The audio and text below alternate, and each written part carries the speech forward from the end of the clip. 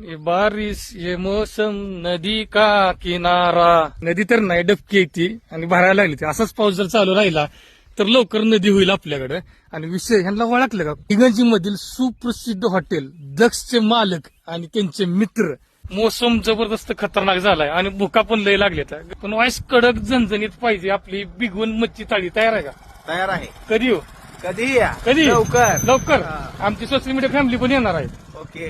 त्यांनी आपल्याला बोलवलंय. लवकरच आपण तिकडे जाऊन व्हिडिओ काढणार आहे त्यांचे. तर आकाश भाऊ पण बिजी येतो आणि आपल्या इकडचं क्लायमेट बघा कसं झालंय.